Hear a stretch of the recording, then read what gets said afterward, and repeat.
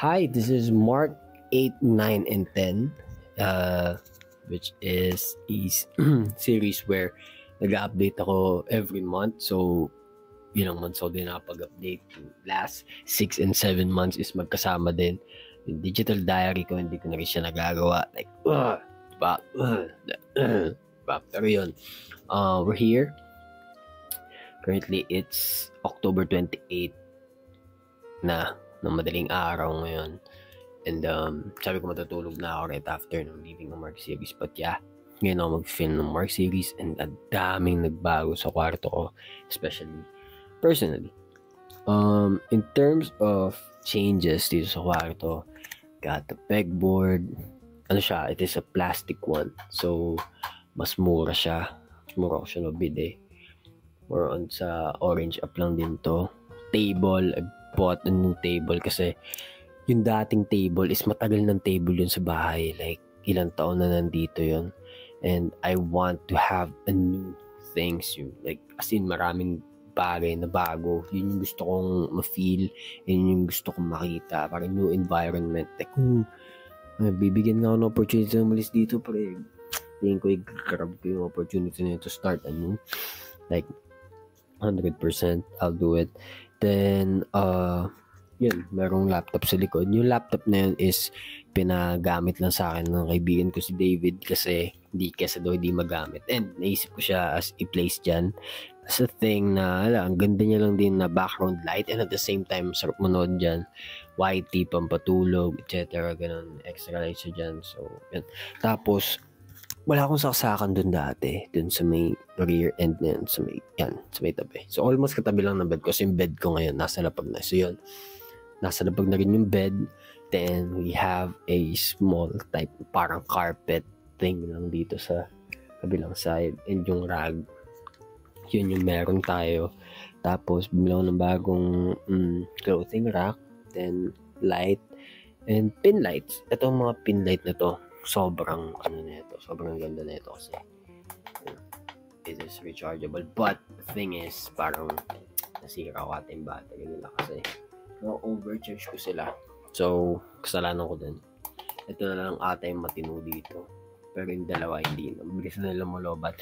Parang dati take up around 8 hours na tuloy-tuloy, ngayon parang 1 hour use, tapos lumalabo na sila. Tapos pag 2 hours, wala na. Dead bat na. Tapos yun, binago talaga yung setup. Bought some dumbbells. Yung dumbbells is para sa physical activities. Kasi yun nga, di na rin ako nakapag-sport. It's been 2 months since last ako napaglaro ng basketball. Alam ko, tingin ko, or 1 month. Or OA lang ako sa 2 months, 1 month siguro. Di na nga talaga marunong feel ko. Ang weird na siguro pag naglaro pa ako. Yun. Tapos I bought some tapestry para i-cover kasi yung tapestry, makikita niyo yung stain logo na ilalagay ko dyan. Ano yan butas yan na dati pinaglagyan ng aircon. And yung katabing bahay namin is nagpataas din sila ng bahay and tinanggal na rin namin talaga yung aircon dyan. Kaya yun, na siya nabutas pa din. Kaya bumili ako na tas as in ng lupit, sakto yan. Tas yung wallpapers ko, in-adjust ko lang sila, yung stickers na malalaki for every release. And yun na naman, yung kama ko nandito pa din yung bed frame. Ibibigay natin to kay tito ko, yung stepfather ko nun. Ibibigay natin sa kanya yan kasi yun, tinatanong niya if nandito pa. Sabi namin dito pa. And for those 3 months, we had lots of designs na dumaan. I guess it was ephemeral, canvas, redesign, injustice, stigma, and now pink. We had five different designs. Yung 3 doon is redesign, which is yung injustice, stigma, and pink. Tapos yung canvas is an ephemeral, our first time na ginawa ko siya. And we're going to do some changes then. I've been planning onto some things kung paano yung magiging look, paano yung mga ideas and the things na magiging hawak natin. Dito yung mga designs na mag-stay and most of the redesigns are gonna stay. Like, parang i-restock talaga natin yun as soon as possible. I-restock natin yun. And then, yun na naman yung mga naging changes dito.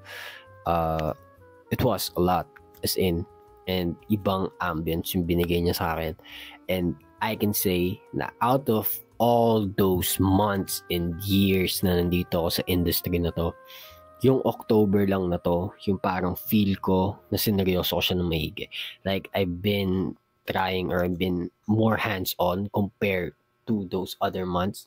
So yeah, I literally wasted a lot of time, and I know that kasi I've been in the phase na parang tinitimbang ko pa din yung idea na para sa akin ba to, if ano yung para sa akin, kasi I am studying I have this college thing, and yeah, guys, graduate na ako. Hell yeah, graduate tayo ng Bachelor of Science in Psychology. Yun lang, graduate tayo doon. But wala pa rin ako diploma, tapos di pa rin ako nagpapasa ng narrative hanggang ngayon. Diba, may mga requirements pa rin ako na nandun. So yan, mabalik tayo na parang I'm still contemplating na, diba, parang may ganun kasing thing na nakahain sa harap ko, and at the same time there's this clothing brand na parang gusto ko yung ginagawa ko dun, but hindi pa siya nag-grasp ng maigi, kumbaga parang hindi ko pa fully na na-accept yung pagdating dun sa brand mismo. Kaya nagkaroon ako ng parang 2 years sa loob ng 2 years na ginagawa ko to,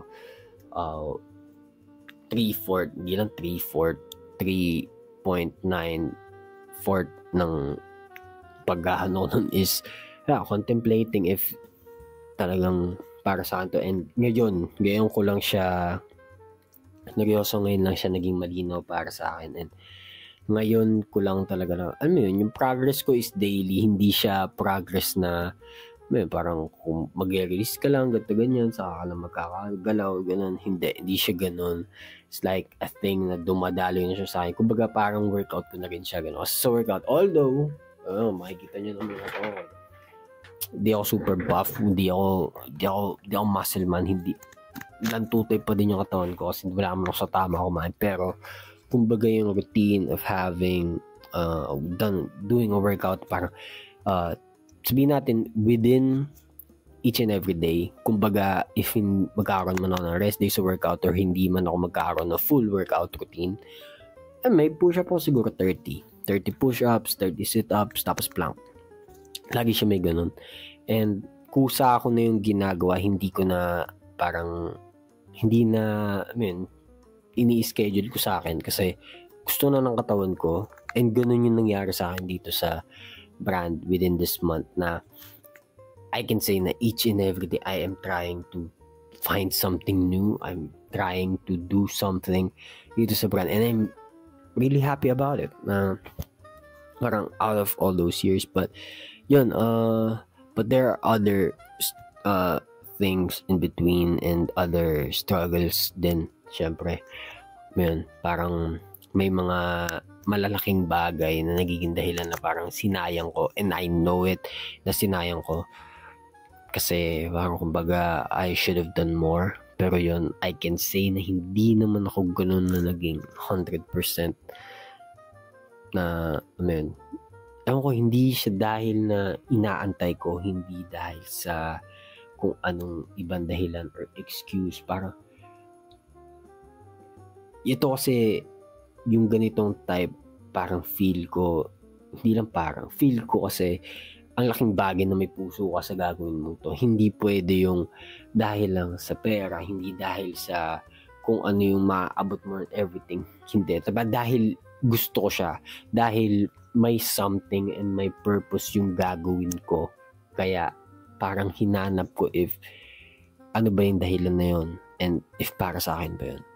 May ganun siya. Ganun yung tingin ko, right explanation ko kung paano ko ilalahad kung bakit tinry ko na, or bakit naubos ko yung 2 taon. Although parang ngayon sa sitwasyon ko, sa current mindset, ng current self ko, I can say na sinayang ko yung mga panahon kasi ang dami kong opportunities, ang dami kong time para simulan na siya that time. Pero parang nangibabaw yung paramdam na gusto ko mabuo yung puso ko sa ginagawa kong to. Ayoko ng half-baked, ayoko ng parang mema lang or something na, man, kasi alam ko sa industry na ginagalawan ko, ang dami nang gumagawa nito. Gusto ko maging ako in a way na may dahilan kung bakit ko siya gagawin.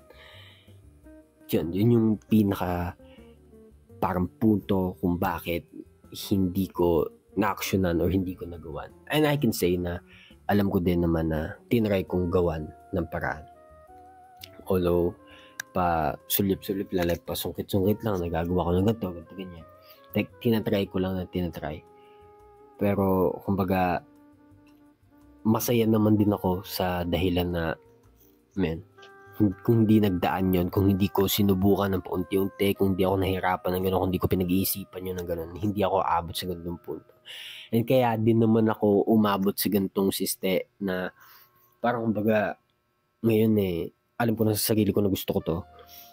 Kaya din ako umabot kasi dumaan yung mga panahon na yun. Masaya ako doon kasi nakapag-focus din ako. Hindi naman ako nakapag-focus pag-aaral kasi hindi naman nag-aaral Pero kumbaga, nagkaroon ako ng time para i-experience yung college na buhay ko na nag-aaral lang ako ulit. Kasi aminin ko na hiniling ko yun na parang ang tagal din kasi ng panahon na nag-spend ako sa buhay ko na tatrabaho ko and pinubuhay ko yung sarili ko at the same time.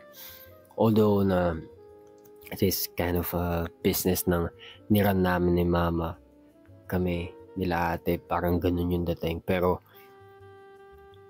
alam mo yun, alam ko na malaki yung nakuha nun sa sarili ko sa buong pagkabata ko. Sobrang layo nun. Kaya kumbaga masaya ako at sobrang blessed ko. Lalo na sa mga pinsan ko, sa tito ko na pinag-aral nila ako, like as in pinag-aral nila ako, sinuportahan nila ako mapagtapos niya. I did it. So, yun. This time, I want to take the next step. And as much as I want, I'm trying. Literally, I'm trying. Kasi, ang hirap mag-take ng next step. Sa totoo lang. Aminin ko na, mahirap mag-take ng next step. Kasi yung next step, alam ko yung responsibility is possible malaki. And, aminin ko na takot ako doon.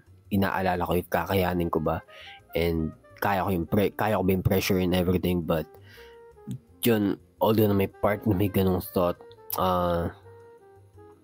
lagi kong pinapangunahan ngayon is faith and belief kasi sobrang daming naging changes all throughout just this whole month na I stopped thinking too much about things and giving all things to Him.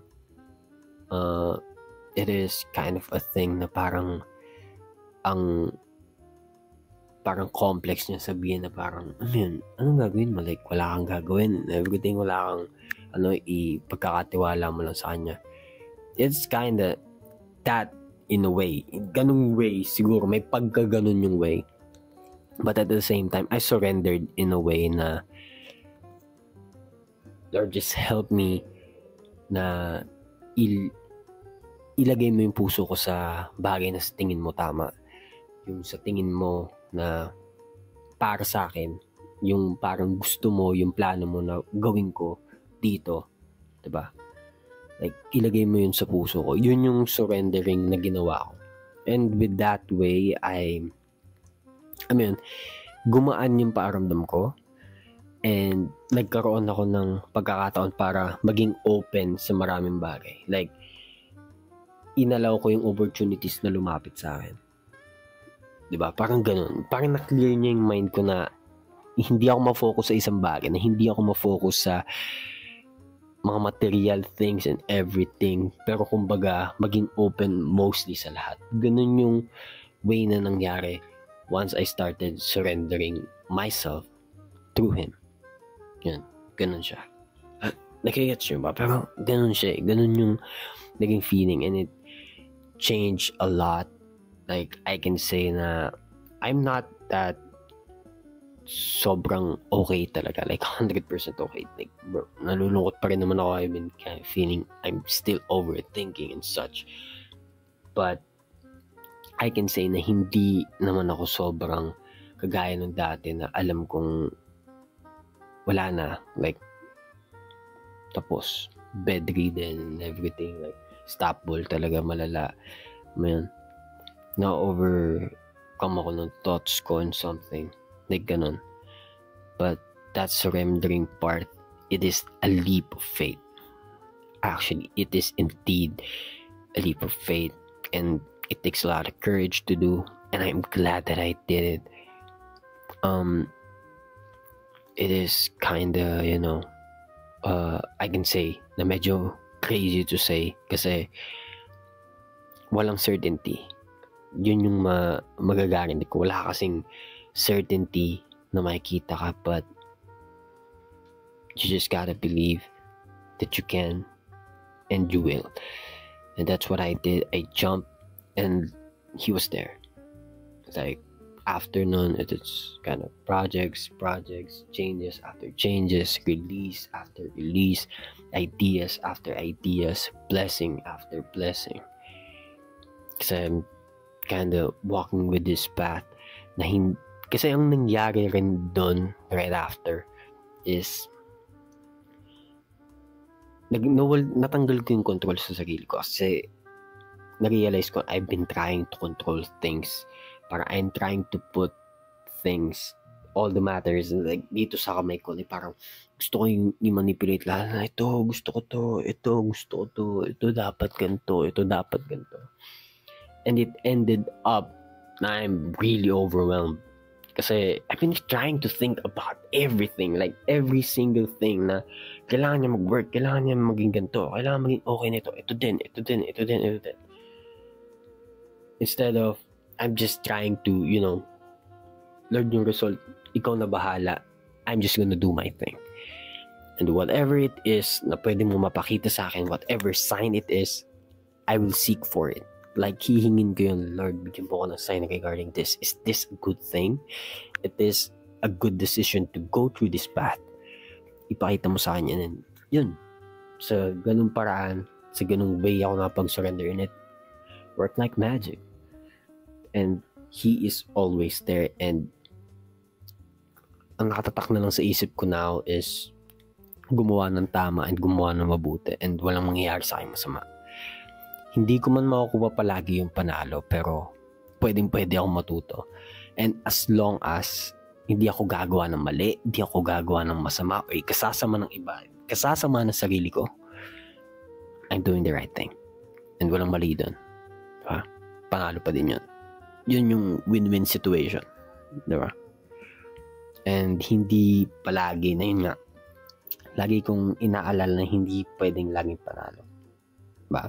Hindi pwedeng laging panalo. Hindi laging pwedeng and kailangan ko maging patient. Kasi medyo mainipin din ako. Medyo lang. Pag in terms naman yun sa effort ko. Pero sa ibang bagay hindi naman. Para sa effort ko, mainipin ako. Minado ako, mainipin ako. Pero yun. So I kind of work in a fast-paced way. So yeah. Tinuturuan pa rin ako ni Lord maging patient ngayon. Hanggang ngayon. Tinuturuan niya pa rin ako. Anak, chill. Pwede nga siya bumaba eh. Hawakan niya ako dito sa ulo. Anak, chill. Tingin ko ganun yung gagawin niya sa akin eh. Kasi sobrang fast-paced ko man. Pero yan. I just wanna share that kasi it was really a good girl. Even if I try. Cause after me, good thing nangyari sa akin. So yeah, that's pretty much everything. And as always, marks were made and we're about to leave more. Starting November, yung Mark 11, maayos ko ng di ba? Like, maayos na. Di ba? Good night, guys. Tulog na ako kasi magigising pa umaga ba?